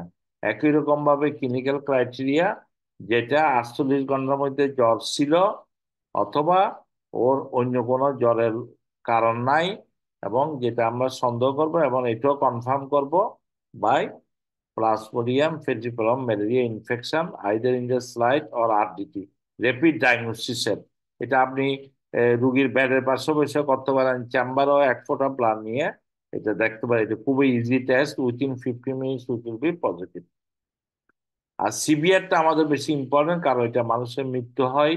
এটা হলো সেম থিং, কিন্তু এখানে সিভিয়ারিটির সাইন থাকবে, আর এখানে গ্যামাটোসাইট পাওয়া যায়। সেক্সুয়াল ফর্ম ইন্ডিয়া স্লাইডের মধ্যে গ্যামাটোসাইট পাওয়া যেতে পারে, এবং এটা তো আরডিটি টেস্ট থাকে। তাহলে আমরা সিভিয়ার ম্যালেরিয়ার কতগুলি সিভিয়ারিটির লক্ষণ আছে। ম্যালেরিয়াটা হলো আসলে বহুরূপী। এই সিভিয়ার ম্যালেরিয়া এটা মাথা থেকে শুরু করে পা পর্যন্ত যে কোনো জায়গায় এফেক্ট করতে, যেমন আপনারা যদি দেখেন মাথায় এটা আনকনসিয়াস নিয়ে আসতে পারে, আপনার কনভার্সন নিয়ে আসতে পারে, ক্যানিয়াল পালসি নিয়ে আসতে পারে, চোখের সমস্যা নিয়ে আসতে পারে, রেটিনোপ্যাথি হইতে পারে, লাংসের মধ্যে আপনারা দেখেন পালমোনারি ইডিমা হয়, নিউমোনিয়া হয়, হার্টের মধ্যে এটা হার্ট ফেলিয়ার নিয়ে আসতে পারে, এরিথমিয়া নিয়ে আসতে পারে, কিডনিতে একই kidney failure, black water fever নিয়ে আসতে পারে, পেটের মধ্যে হ্যাপারস্প্লেনোমেগালি, জন্ডিস, এগুলো নিয়ে আসতে পারে, ব্লাডের মধ্যে অ্যানিমিয়া, থ্রম্বোসাইটোপেনিয়া, ব্লিডিং ম্যানিফেস্ট আসতে পারে। এবং বিভিন্ন ভাবে এটা আমাদের শরীর থেকে শরীরে ম্যানিফেস্ট, সিভিয়ার ম্যালেরিয়া বিভিন্ন ভাইটাল অর্গানকে আমাদের ড্যামেজ করতে পারে। এবং এই জন্য আমরা ফেলসিপারামের আমরা রিং ফর্ম, তারপরে ট্রপোজয়েড ফর্ম, সিজয়েন্ট ফর্ম, এগুলি আমরা বিভিন্ন স্টেজের ম্যালেরিয়া প্যারাসাইট গুলি ব্লাড স্লাইড এক্সামিনেশন করার পর দেখতে পাই। এটা একটা চোখ, দুই পাশে দুই দিকে চোখ চলে গেছে, এটাকে বলে ডিসকনজুগেট কেস। এটা বাচ্চাদের ক্ষেত্রে দেখা যায়, চোখ তো দুই পাশে, এটা হল সিভিয়ার ম্যালেরিয়া একটা সাইন। এরকম দেখেন পেপার হোয়াইট হয়ে গেছে, হিমোগ্লোবিন 1.2, একটা জ্বর ছিল হঠাৎ করে একদম অ্যানিমিক হয়ে গেল, তখন আমাদের সন্দেহ করতে হবে এটা প্লাজমোডিয়াম ফেলসিপারাম। কারণ কেন অ্যানিমিয়া হলো, এখানে ডিউ টু হিমোলাইসিস। এটা দেখেন আপনি অ্যানিমিয়া আপনার হাতের সাথে রোগীর হাত যদি কম্পেয়ার করেন দেখবেন এটা একদম সাদা। এটা ম্যালেরিয়ার রেটিনোপ্যাথি, এমনকি ডায়াবেটিক হাইপারটেনশন রেটিনোপ্যাথি, ম্যালেরিয়ার রুগীদেরও এরকম কিছু কিছু স্পট দেখা যায় এই রেটিনাতে, হোয়াইট স্পট এরকম উপর দিকে তাকিয়ে থাকতে পারে রোগী, এটা বলে আপওয়ার্ড ডেভিয়েশন অফ দ্য আইস। পাওটি এমন সাস্টেন উপরের দিকে মাথাটা করে একদিকে তাকিয়ে আছে রোগী, সাইকিয়াট্রি রোগীর মতো মনে হয় এমনি দেখলে। এটাও কিন্তু একটা সিভিয়ার ম্যালেরিয়ার সাইন। এরকম হাত দুইটা আপনি দেখবেন ডিসেরিব্রাল, দুই পাশে এক্সটেন্ড এবং রোটেটেড হ্যান্ড, এটাও কিন্তু সিভিয়ার ম্যালেরিয়ার সাইন। আবার দেখেন কনভালশন হতে হবে, চোখ একটু একটু নড়াচড়া করতেছে, হোল বডি না হয়ে এক জায়গায় ফোকাল কনভালশনও হইতে পারে। তারপর দেখেন বাচ্চাদের ক্ষেত্রে এটাও কনভালশন উইথ পোস্টারিং হইতে পারে, ব্যাকহ্যান্ড লুক দিয়ে থাকতে পারে। এটা এটাকে বলা হয় অপিস্টোটোনাস, এটা ধনুকের মতো বাঁকায় যায়। এটাও কিন্তু সিভিয়ার ম্যালেরিয়ার ক্ষেত্রে হয়, বাচ্চাদের ক্ষেত্রে লাইক টিটানাস। এটা হলো পালমোনারি ইডিমা, দুই লাংস এর মধ্যে দেখেন পানি ভর্তি হয়ে গেছে এবং রোগীর শ্বাসকষ্ট হচ্ছে, এটাও সিভিয়ার ম্যালেরিয়া। দেখেন মুখ থেকে গড়াইয়া রক্ত পড়তেছে এখানে, ব্ল্যাক, এই যে দেখেন রক্ত আসতেছে এবং রোগী আনকনসাস, এটা হলো ডিআইসি, ব্লিডিং ম্যানিফেস্টেশন হচ্ছে। এটা হলো দেখেন পালমোনারি ইডিমা হইয়া মুখে ফেনা চলে আসছে, ফ্রোদি ফ্রোদি স্পুটাম।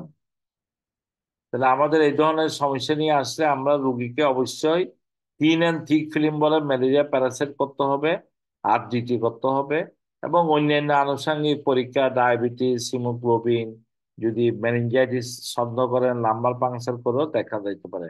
কিন্তু আমরা দুইটা পরীক্ষার নাম বলবো, একটা হলো আরডিটি ফর ম্যালেরিয়া, আর একটা হলো ফর ভাইভ্যাক্স এন্ড ফেলসিপারাম, দুইটাই করবেন। আর থিক অ্যান্ড থিন ফিল্ম করবেন, তাহলে কিন্তু এটা ডায়াগনোস হয়ে যাবে, ভেরি ইজি। আর অন্যান্য পরীক্ষা যত আছে কিডনি, লাং, হার্ট, সব পরীক্ষা করবেন, যদি লিভার ফাংশন সব করবেন, যদি আপনাদের কমপ্লিকেশন যেখানে হচ্ছে বলে মনে হয়। এটা হলো আমাদের স্লাইডের মধ্যে ট্রপোজয়েড কিরকম দেখা যায়, প্লাজমোডিয়াম ভাইভ্যাক্স এবং ম্যালেরিয়া ট্রপোজয়েড, ফেলসিপারামের ট্রপোজয়েড, এটা ইজিলি পার্থক্য করতে পারে। এই যে দেখেন সিজন্ট কিভাবে দুইটার মধ্যে পার্থক্য, এটা প্যাথোলজিস্টরা ভালো বুঝবে। আর গ্যামাটোসাইট, এটা একটা অনেকটা ব্যানানা শেপ, এটাও দেখা যাইতে পারে এই গ্যামাটোসাইট গুলি। আর এইটা যেটা আমরা বললাম আরডিটি টেস্ট, এটা আপনার দেখেন দুইটা, একটা লাল দাগ থাকে আর একটা কন্ট্রোল, লাল দাগটা হলো কন্ট্রোল আর টেস্ট লাইনটা একটু হালকা সাদা থাকে। আপনি যখন এখানে ফ্লুইডটা দিবেন দুইটা যদি সাদা লাল হয়ে যায় তাহলে বুঝবেন পজিটিভ। এই জন্য দুইটা যে লাল দাগ আছে, এটা 15 মিনিটের মতো সময় লাগে, আপনি ইজিলি ডায়াগনোস করতে পারবেন। এটা ব্যাক সাইডে করা যায়, আপনি চেম্বারেও করা যায়, কোনো অসুবিধা নেই। তাহলে ভাইভ্যাক্সের চিকিৎসা কি? ভাইভ্যাক্সের চিকিৎসা মনে রাখবেন 10টা ট্যাবলেট। কিভাবে খাওয়াবেন? প্রথম দিন 4টা, পরের দিন 4টা, এর পরের দিন 2টা, মোট 10টা। এটা অ্যাডাল্ট ডোজ। আপনি যদি বাচ্চা হয় 10 milligram per kg body wait দিতে পারেন। সাথে একটা ওষুধ দিতে হবে, সেটা হলো প্রিমাকোইন। এটা কেন দিবেন? এটা 14 দিন দিতে হবে। এটা দিতে হবে, ওই যে আমরা একটা লিভারের সাইকেল দেখিয়েছি, একজো ইরাটোসাইটিক সাইকেল, ওই লিভারের সাইকেল থেকে আবার কিছু দেখালো, কিছুদিন পর আবার ম্যালেরিয়ার এই যে ট্রপোজয়েড গুলো এসে আবার বের হয়, বের হইলে তখনই কিন্তু দেখা যায় আবার রুগীর জ্বর আসে, এটাকে আমরা রিলাক্স বলি। তাহলে in case of vivax malaria you should give primaquine at least 14 days to prevent relapse. এই কথাটা মনে রাখতে হবে। রিলাক্স না হওয়ার জন্য একই সাথে আমরা এই 10টার সাথে ডেলি একটা করে 14 দিন প্রিমাকুইন দিয়ে দিব। এটা মনে রাখাটা সুবিধা, 4-4-2, ফার্স্ট ডে 4টা, দ্বিতীয় দিন 4টা, তৃতীয় দিন 2টা, মোট 10টা ট্যাবলেট শেষ। আর আনকমপ্লিকেটেড ম্যালেরিয়াতে আপনি যদি এটা ফেলসিপারাম হয় তাহলে আপনি কুইনাইন দিতে পারেন 7 days প্লাস 4টা সেকেন্ড। এগুলো আজকাল ইউজ করা হয় না, এগুলো আমরা মনে রাখারও দরকার নাই। আমরা মেইন রাখবো ক্লোরোকুইন ফর ভাইব্যাক্স। আর ফেলসিপারমের জন্য আমরা দিব ইয়ে আর্টিসুনেট। একটু দাঁড়ান, স্লাইডটা মিসিং। আমরা এখানে আসলে অল্টারনেটিভ আছে, আরেকটা ট্যাবলেট আছে এখানে, 24টা ট্যাবলেট ফেলসিপারমের জন্য। এটা এখানে 24-এর মধ্যে এখানে প্রথম দিন সকালে 4টা, বিকালে 4টা। তবে এটা প্রথম দিন দিতে হয় 8 ঘন্টা পরে, দ্বিতীয় দিন দিতে হয় সকালে 4টা, বিকালে 4টা, 12 ঘন্টা পরে, তৃতীয় দিনে 4 4। ডেলি 8টা করে, 3 8 24টা দিব আমরা। এটা হলো আমাদের এই ফেলসিপারমের জন্য 24টা ট্যাবলেট। আর ভাইব্যাক্সের জন্য আমাদের 10টা ট্যাবলেট। তবে ফেলসিপারম ক্লোরোকুইন না, এটা হলো আর্টিমিটার লুমিফেন্ট্রিন নামে একটা কম্বিনেশন বাজারে পাওয়া যায়। এটা আমরা দিব আর্টিসুনেট এবং এটা আর লুমিফেন্ট্রিন, এটা কম্বিনেশন পাওয়া যায়। এই ওষুধটা আমরা দিব এই ইয়ের জন্য। ফেলসিপারম হলে 24টা ট্যাবলেট, ভাইব্যাক্স হলে 10টা ট্যাবলেট। ফেলসিপারমের ক্ষেত্রে আর্টি আর্টিসুনেট প্লাস লুমিফেন্ট্রিন, আর ওখানের ক্ষেত্রে দিব আমরা ক্লোরোকুইন। কারণ ক্লোরোকুইন ফেলসিপারমে দিলে হবে না, এটা রেজিস্ট্যান্স। আর যদি সিভিয়ার ম্যালেরিয়া হয় তাহলে আমাদেরকে রোগী হাসপাতালে ভর্তি করে ওর আইভি ফ্লুইড, স্যালাইন, গ্লুকোজ, তারপরে যে সমস্ত কমপ্লিকেশন এগুলি চিকিৎসা দিতে হবে। পাশাপাশি এখানে যেটা দিবেন আর্টিসুনেট ইনজেকশন। আমরা আনকমপ্লিকেটেড দিছিলাম আর্টিসুনেট ট্যাবলেট, এখানে দেবো আর্টিসুনেট ইনজেকশন। এই ইনজেকশনটা আইভি দেওয়া হয়। আইভি দিতে তারপরে এভাবে লোডিং ডোজ আছে, দিয়ে দিয়ে আস্তে আস্তে আমাদেরকে এটা ইয়ে করতে হবে। এই যখন রুগী কনসাস হয়ে যাবে তখন আমরা এটাকে আবার ইয়ে দিয়ে দিব। ওই ওরাল ফর্মে সে আর্টিসুনেট পাওয়া যায়, সেটা 24টা ট্যাবলেট খাওয়াইতে হবে। অথবা আপনি যদি আর্টিসুনেট পাওয়া যায়, আপনি ইনজেকশন কুইনেন, আগে যেটা কুইনেন দেওয়া হইতো, কিন্তু কুইনেন সে আর্টিসুনেট অনেক ভালো, এটা সরকারি ভাবে সাপ্লাই আছে। সিভিয়ার ম্যালেরিয়া রোগী অবশ্যই হাসপাতালে ভর্তি করাইতে হবে। এটা এই আর্টিসুনের দিয়ে চিকিৎসায় বেটার। অথবা কুইনের ইনজেকশনে পাওয়া যায়, আগে আমরা যেটা ইউজ করতাম। অথবা আর্টিমিথার নামেও একটা ইনজেকশন আছে, এটাও দেওয়া যেতে পারে। যে কোনো একটা ইনজেকশন দিলে হবে। তবে artesunate is the best, easily available এবং হসপিটাল সাপ্লাই আছে।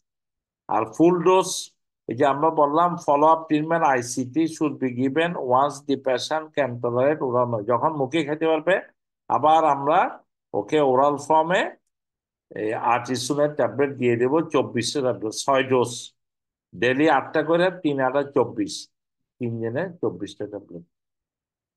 আর ম্যালেরিয়া প্রোফাইল্যাক্সিস বাংলাদেশে আমরা ইউজ করি না, এটা ফরেনাররা যখন আসে তখন ইউজ করা হয়।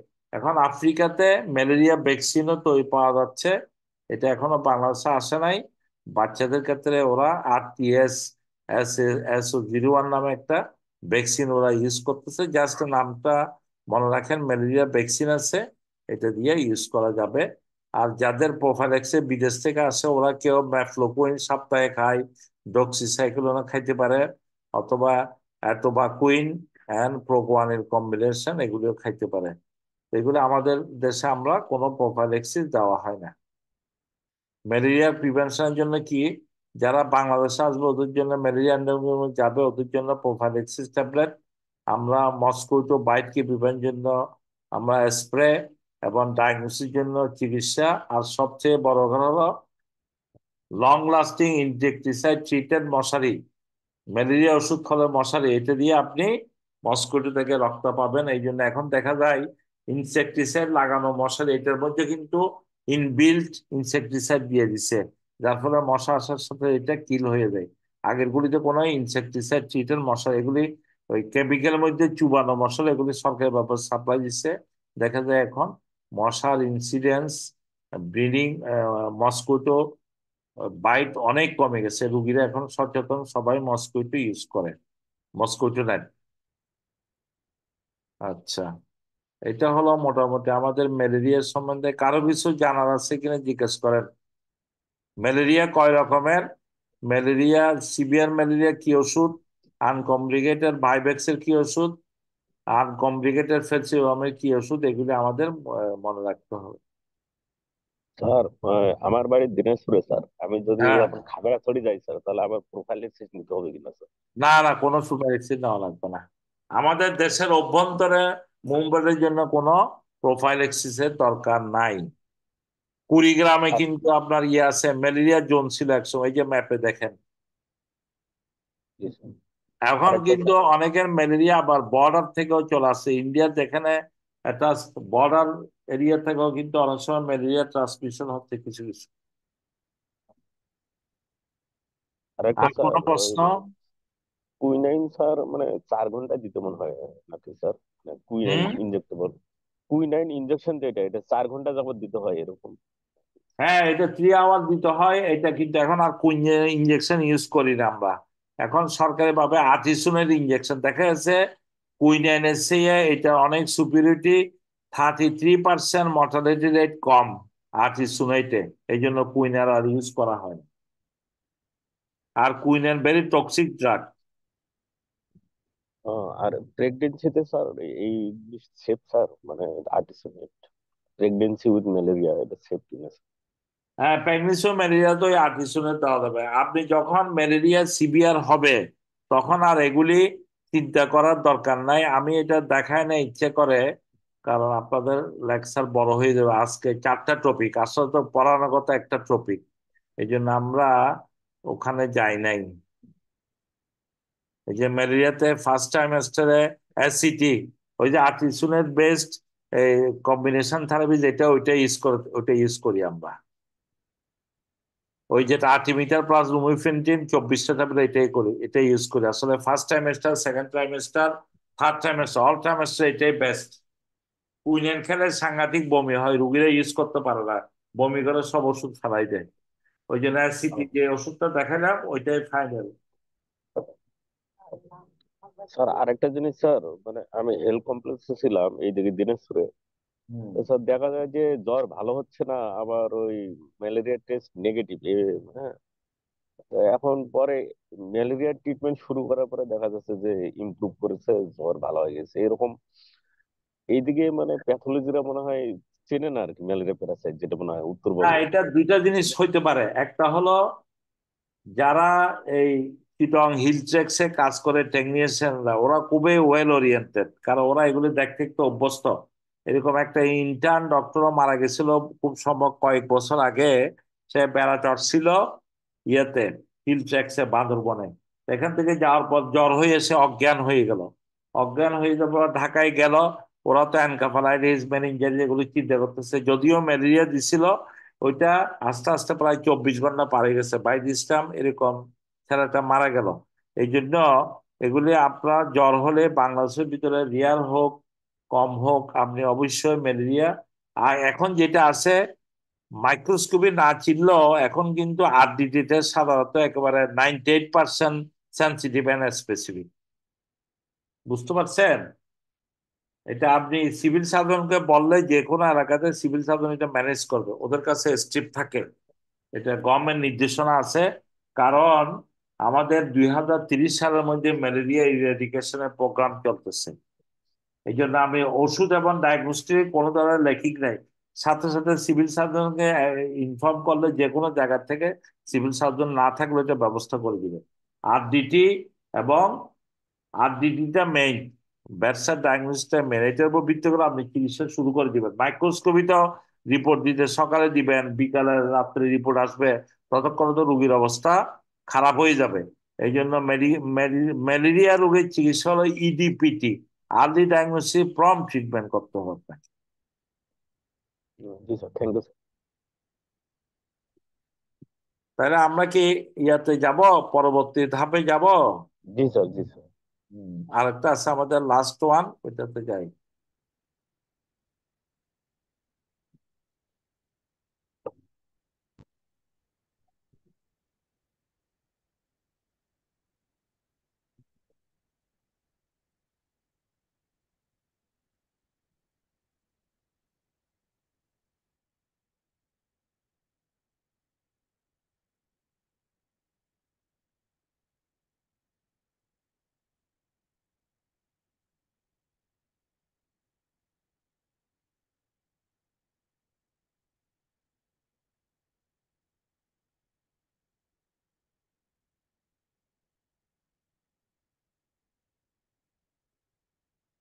দেখা যাচ্ছে?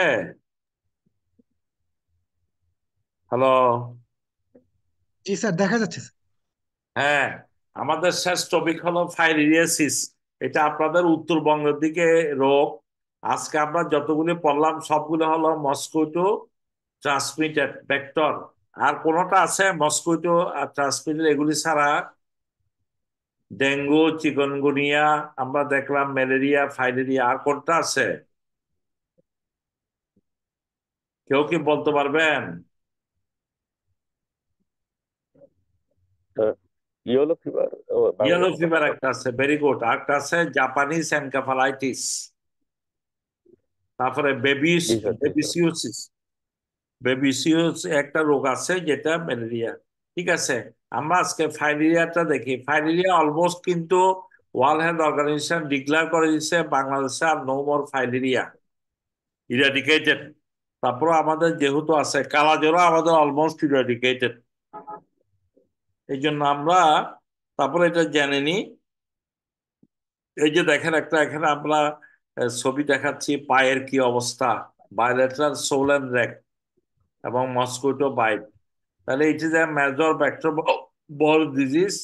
এটা ডিসএবিলিটি এবং ডিসফিগারিং করে, সোশ্যাল স্টিগমেটা এবং ইকোনমিক লস। একটা মানুষের, একটা মেয়ের যদি পায়ে এরকম মোটা হয়ে যায়, দেখতে অড লুকিং হয়। তিন ধরনের আমাদের ফাইলেরিয়া আছে: উচেরিয়া, ব্রনকেপ্টি, ব্রুজিয়া মালয়িয়া এবং ব্রুজিয়া টিমোরি। এই তিন ধরনের আমাদের লিমফেটিক ফাইলেরিয়া আছে। লিমফেটিক ফাইলেরিয়া কেন বলো? এরা লিমফেটিক স্ট্রাকচার এবং চ্যানেলকে এফেক্ট করে এবং transmitted by mosquito. All are mosquito, all have similar life cycle and human এবং অ্যাডাল্ট সিন ইন দ্য লিমফেটিক্স।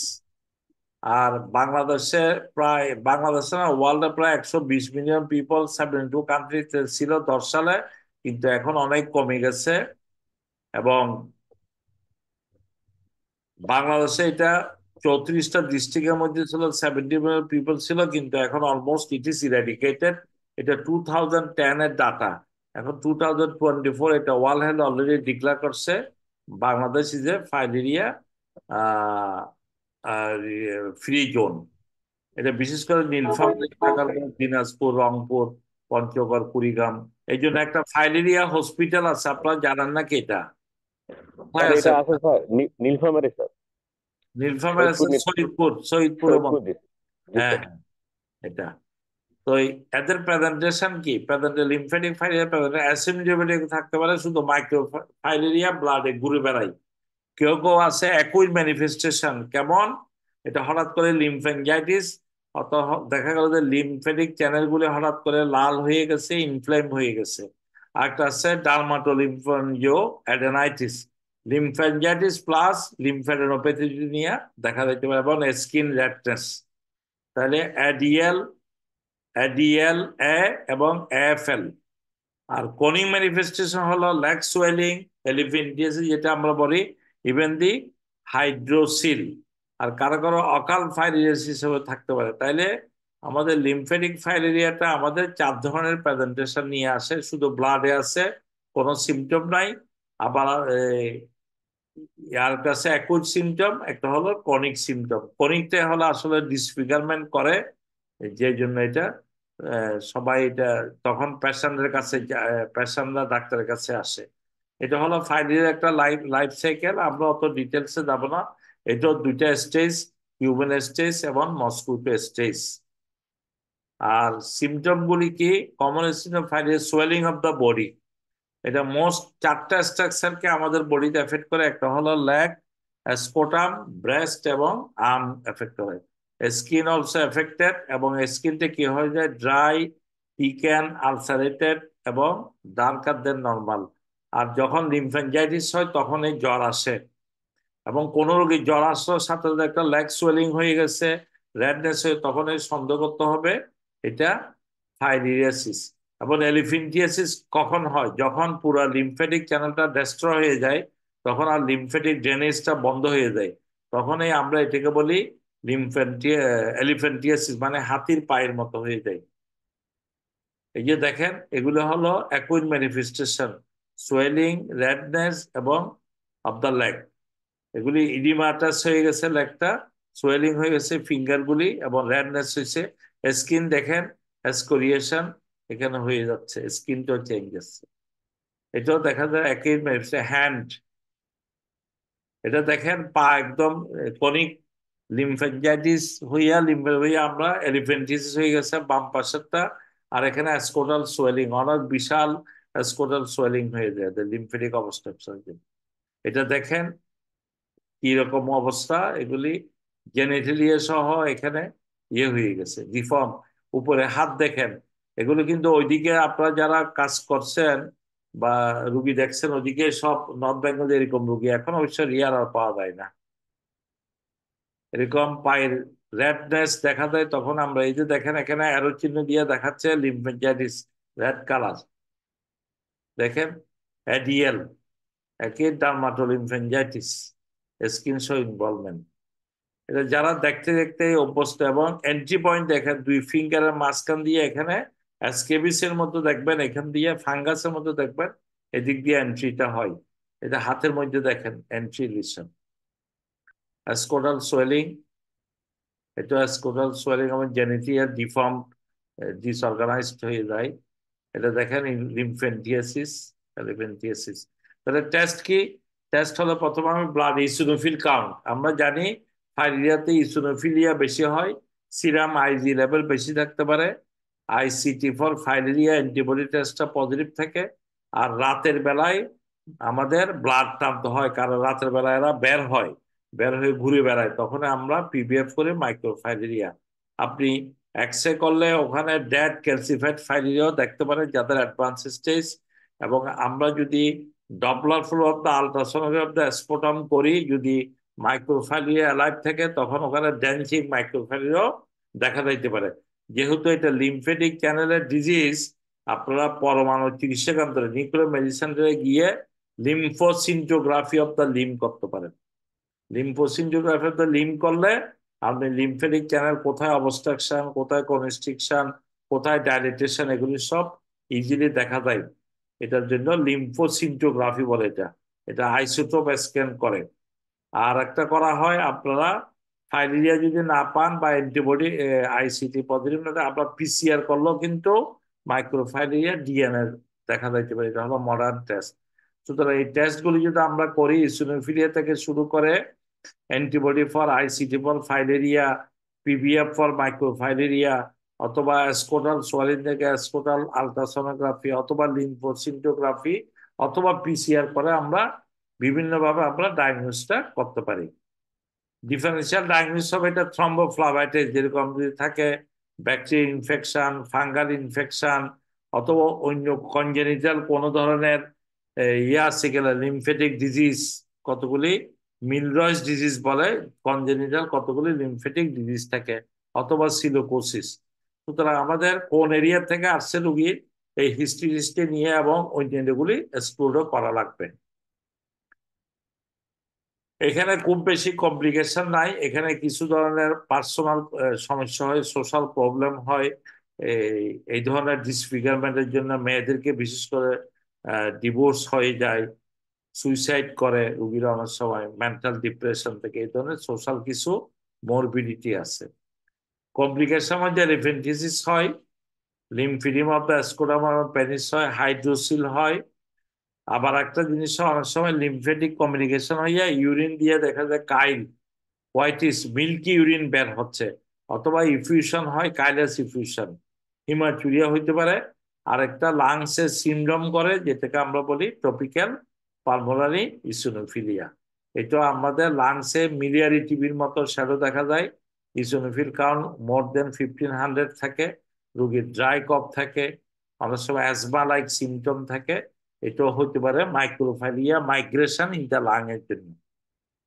এটা হলো আমাদের কাইলুরিয়া, হোয়াইট মিল্কি ইউরিন এবং হিমাচুরিয়া, এগুলি পাইতে পারে।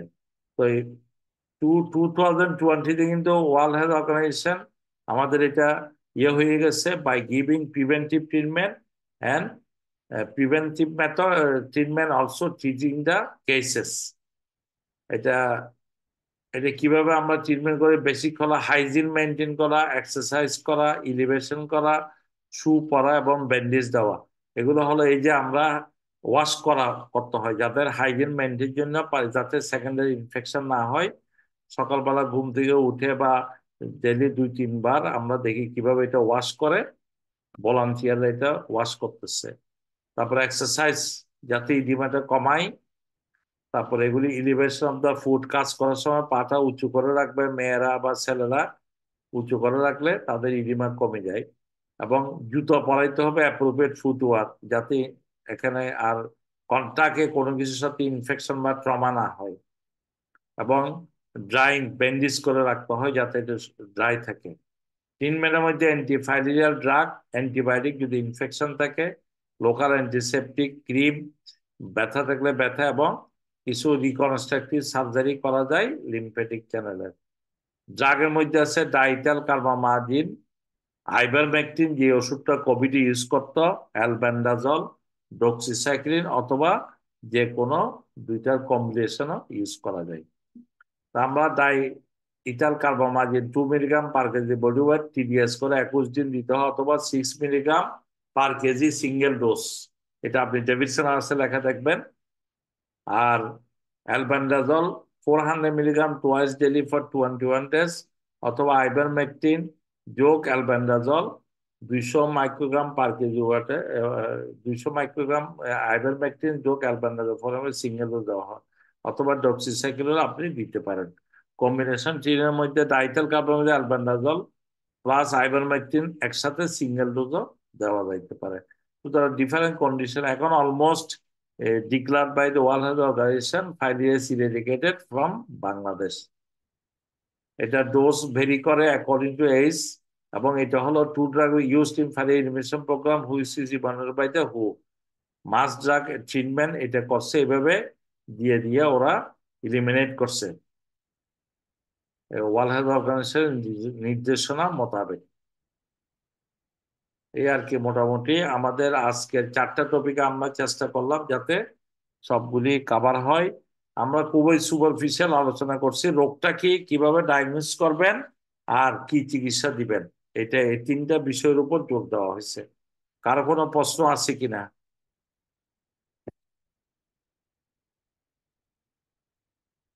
এটা তো অলরেডি ইরাডিকেটেড, শুধু এটা আপনাদের ঝামেলা নাই। Malaria already almost on the way to eradicated, শুধু স্পেসিফিক একটা রিজিয়নে আছে। আমাদের শুধু এখন ডেঙ্গি নিয়ে বেশি চিন্তা করতে হবে আর কি। এই রোগটা আমাদের এমফেসিস দিতে হবে বেশি। ঠিক আছে, কারো কোনো প্রশ্ন না থাকলে আমরা আজকে এখানে শেষ করে দিব। স্যার মাঝখানে কি সরকার ওই যে অ্যালবেন্ডাজল প্রোফাইলেক্সিস এভাবে দিত নাকি স্যার, ওই যে থালিয়ারের জন্য, প্রিভেন্ট করার জন্য? হ্যাঁ হ্যাঁ, এই মানে যে আপনার একটা শিডিউল আপনাদের সামনে আমি দেখাচ্ছি। এই যে আচ্ছা, এই অ্যালবেন্ডাজল প্লাস ডাইটাল একটা একটা দুইটা খাওয়াইছে সাকসেসিভ 5 ইয়ার্স। এভাবে খাওয়াইতে খাইতে সব কেসগুলি এই যাদের ছিল ইলিমিনেশন হয়ে গেছে। এটাই ছিল ওয়ার্ল্ড হেলথ অর্গানাইজেশনের কম্বিনেশন থেরাপি।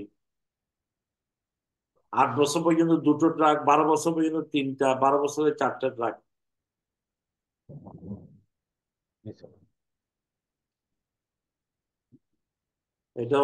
এটা অ্যালবেন্ডাজলের কাজ হলো অ্যাকচুয়ালি ওই যে ইয়াকে সাপ্রেশন করা, এটা ডাইরেক্ট কিল করে না।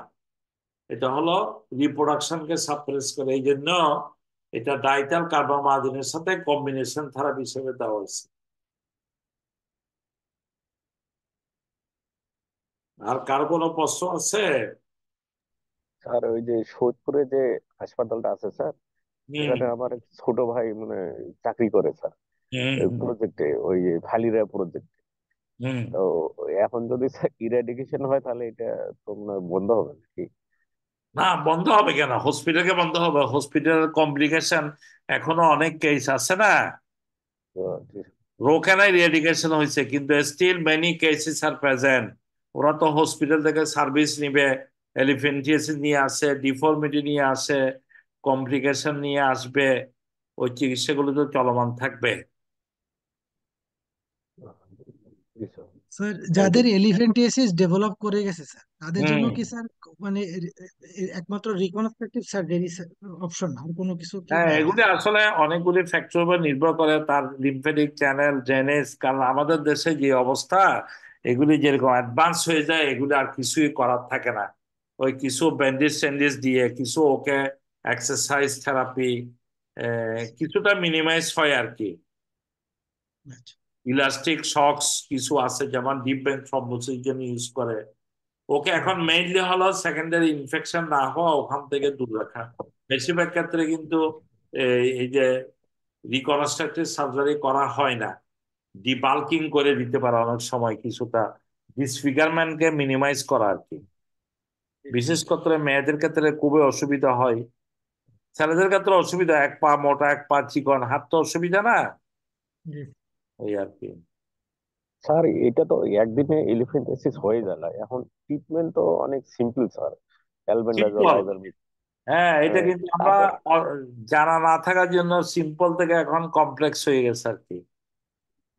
ও আচ্ছা আচ্ছা, মানে আমাদের ডাক্তারদের কি মানে হ্যাঁ রুটিন আমাদের অনুযায়ী। ভূমিকা আছে, এই রোগটা যে উত্তরবঙ্গে আছে, এই ধরনের সাফারিংস হয়, এই জন্য আমাদের এটা সন্দেহের তালিকা আনতে হবে। লিম্ফেঞ্জাইটিস হচ্ছে, স্কোটাল সোয়েলিং হচ্ছে, আর্ম সোয়েলিং হচ্ছে, আমরা অ্যালার্জি বলতেছি কিন্তু এটা আসলে তো অ্যালার্জি না। আমাদেরকে অবশ্যই ফাইলেরিয়া এক্সক্লুড করতে হবে। আহ, এই জন্য সবসময় যে কোনো রোগ চিন্তা করলে আপনি কয়েকটা রোগ চিন্তা করবেন, তাহলে কিন্তু রোগ ধরা পড়ে যায়।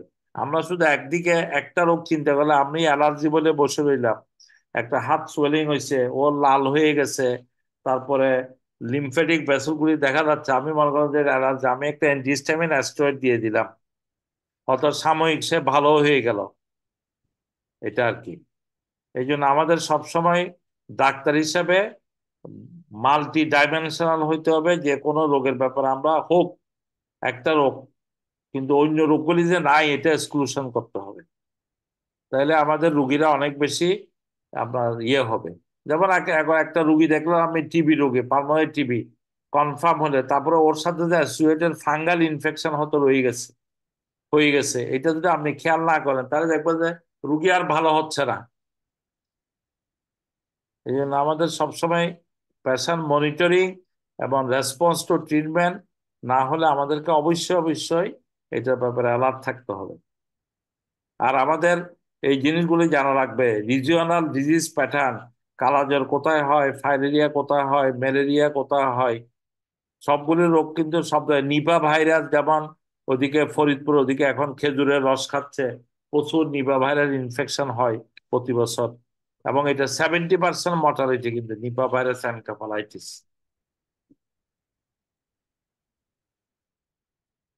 ঠিক আছে, আর কারো কোনো প্রশ্ন থাকলে বলতে পারেন, নাহলে আমরা ক্লোজ করে দিই।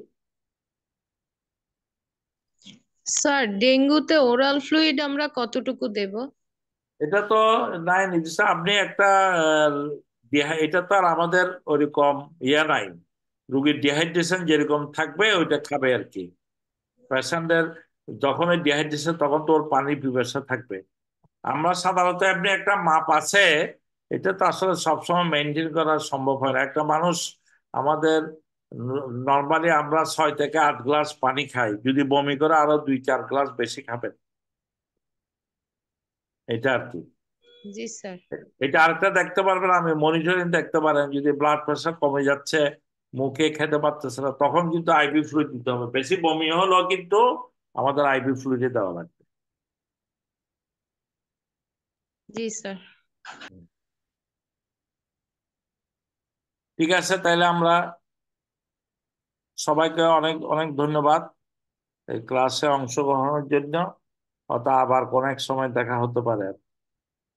ঠিক আছে, thank you. Thank you sir. আসসালামু আসসালামু আলাইকুম আলাইকুম স্যার। স্যার। আসসালামু আলাইকুম। আসসালাম।